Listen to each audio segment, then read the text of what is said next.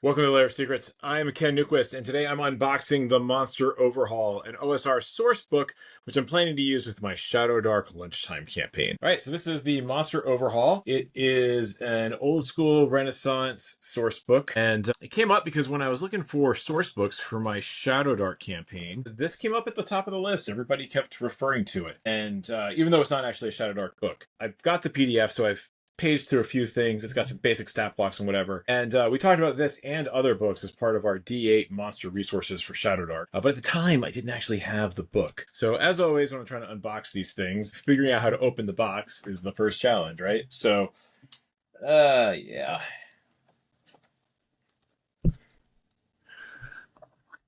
And also to do it without, damaging the book that's inside. And, no two boxes open the same. So cool. This one is opening like so.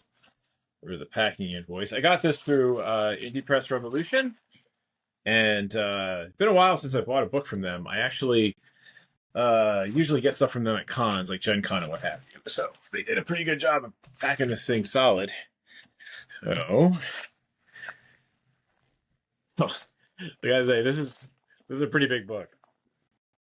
I don't know that I appreciated quite how big it was going to be relative to my ShadowDark books, but that's okay. So here we go. We got Monster Overhaul out of the box. And so the cool thing about this is it's got 200 plus monsters, something like that. And as I was looking through it before, it has a ton of tables. And as you may have known from listening to the Lair of Secrets podcast, we love our tables. And so, gosh, I don't even know what I'm looking at right now. I got reaction tables, I got reasons for an encounter, I got generic creature upgrades, all pretty cool.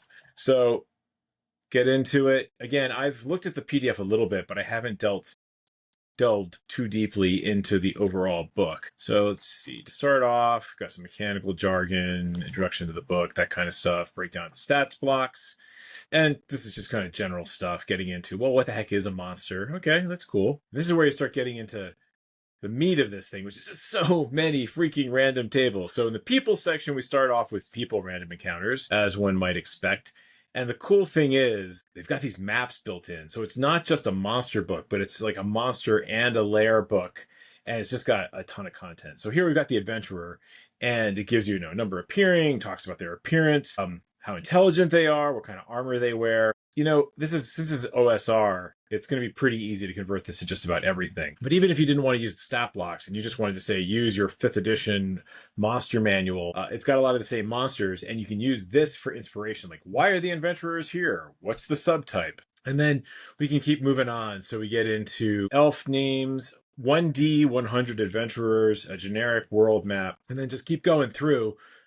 Cultists with a cult lair, because who doesn't need more cultists for their campaign? Cult methodology, cult names, cult rituals. And this is all just, the humans and humanoids and elves and what have you. So ton of random charts, dungeon random encounters. It's great. I mean, I love these kinds of books with so much stuff. So this is the Lich. It's giving you different abilities for the Lich for the Lich. And suitably old school artwork. Gives you some example liches. Gotta love your mushroom people, horse orcs, hordes, not hordes of orcs, hordes of dragons, hordes. So we've got a dedicated dragon section, and we get into some variants. So all of this is really cool. I think the artwork is really nice. I really love just the background on these things because, as I've mentioned before, I'm using this for my lunchtime campaign. My lunchtime campaign, I don't have a ton of time for prep. It may be that I've got an hour in the morning before I go to work to throw together some things and build out some notes, right? So being able to grab a book, flip open to a page, and just grab some stuff, but also roll on a chart and come up with some ideas. Even if I don't use the idea that I came up with, it's providing me with the inspiration for what I might do in my game, even if it's the exact opposite of what I rolled up randomly. So the book overall has a ton of different kinds of monsters. We get into elementals, we get into devils, your standard ogres. Oh, look, a generic gothic manor. I've used a ton of those over the years. A wizard did it random encounters. That's just awesome. with combined omens, where they find you. That's pretty cool.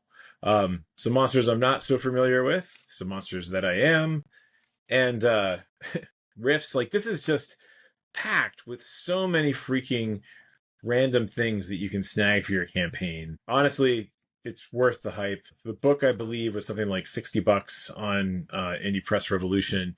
Came with the PDF. I really like the PDF.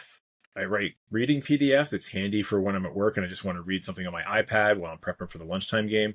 But having the physical book, nothing beats the physical book, especially when it's really nice and readable and just not a heck of a lot of clutter and just so many different kinds of inspiration for your game. I think this is a pretty solid pickup no matter what you're running. If you're running a science, well, wow, look at that. If you're running a science fiction game, there's something here for you as well. Robot Hound. That's awesome. See, I didn't even know this was in this book. Robot serpents with different appendages. So, hey, yo, David, you can totally use this for your next Fallout game. Robot Titans. The Perfect Predator. I have been watching a lot of Predator movies. That's pretty cool. Although The Perfect Predator isn't necessarily that. Anywho, this is pretty cool. Even they've got generic control panels and vaults. I think this is definitely something that is worth picking up.